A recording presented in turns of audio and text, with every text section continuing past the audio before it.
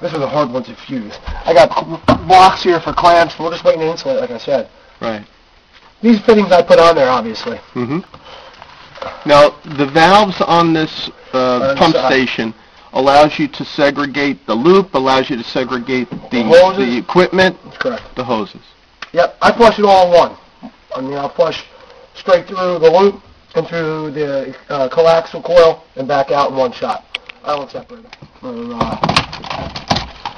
For flushing, it really doesn't matter. Banjo fittings, you know? Right. They just go on. Oh, look at this. Bought the cart from Intertech. They just put them together there. Oh, this is looks to me like I think that's probably 8-inch or 10-inch, probably 10-inch piece of polyethylene. So this piece of pipe. Yeah. With an end cap on it, and then a 1.5 horsepower pump, and just a couple fittings. They solder on the banjo fittings, and you're good to go. That's all. And the place where you tie in your domestic water. This is gonna be a little tight in here. I don't know. I gotta get in here. Yeah, it's never. You know how it is in this business. That is tight in there. In this business, it's never easy. This size basement, they want everything crowded into one little location. So we'll hook up this one. Make sure they're hand tight only. They're O-ring fittings. You've seen them before, right? Yep. Now we're flushing through the loop, the hose kit, and the cart, you know? Right. This is going to be a pain in the ass. You're not recording, are you? Yes, I am, but that's okay. That's what editing is for. Oh my gosh. You really don't want to do this, but, you know, you want to make things a little more accessible, obviously.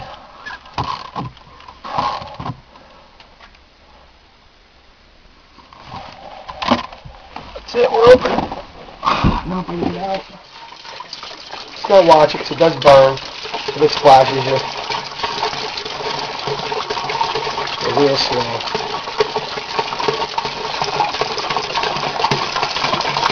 It's a lot of fumes, huh? Yeah.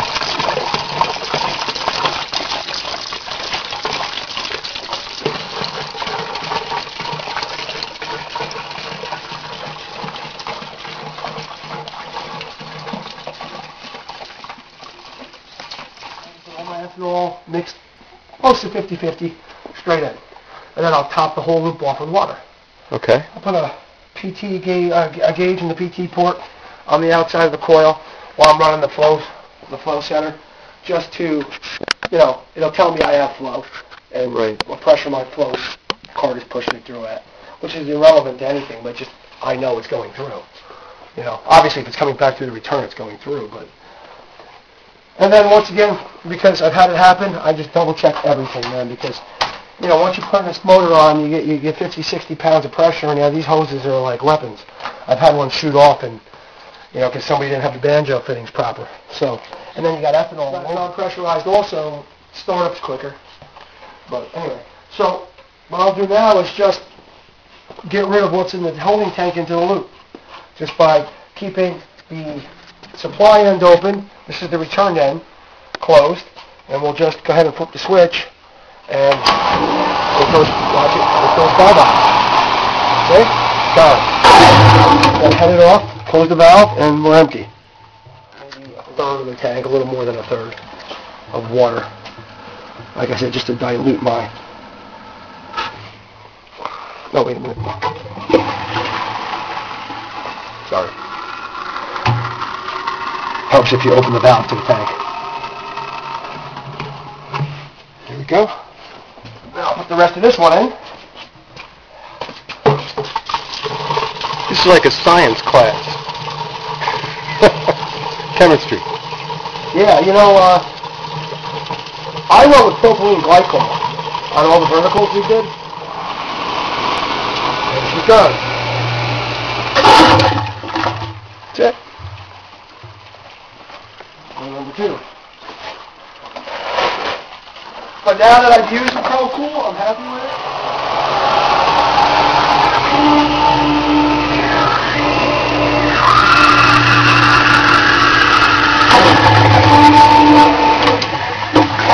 Now I'm going to let some of the water come back up. kick her on. Now, one thing I will tell you, when we start to come back on the return right now, I'd step back because it can spin at you. Right. But we're not going to return it right now. Right. I'm going to turn it off. And now we'll kill the water. And there we go. Hear it and you can see it. That's the air coming back. It's a pretty shade of blue, isn't it? It's almost like the Bahamas. It is, yeah. We're going smooth. A little bit more. Sorry, my fall valves are a little...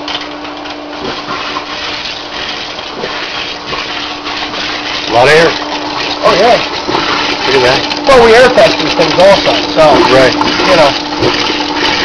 I know we cut the pipe, but you know how air is. Moisture inside the pipe, bubbles will stick to it.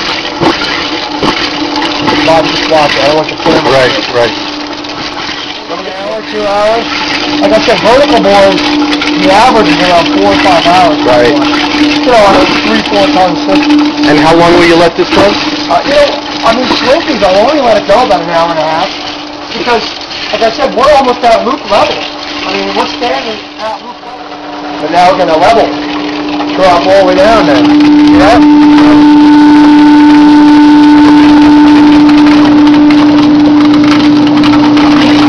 There you go. Try and protect your camera, you know? That'll make for a good video. Yeah. I can make a good one if you want. Go.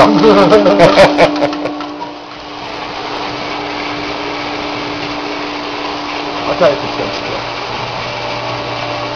You see that thing drop dramatically, like right now, it might spin a little. Now the sudsing there, That's all shape, there. is air coming back from the Coming back slinky. from the loop, that's correct. You know, if you got a big jug of water and you put an aerator in there, it bubbles up. Right. Essentially what we're doing. Oh, there it went. Did you get it? We'll keep it there so it don't get wet. So when this sudsing disappears and you see the nice aqua blue, Let's throw a little loop conditioner in there. but when that goes away, you know that you've accomplished purging. Exactly. Plus you're going to hear it. Right. It's like a boiler when you're bleeding the loops on it.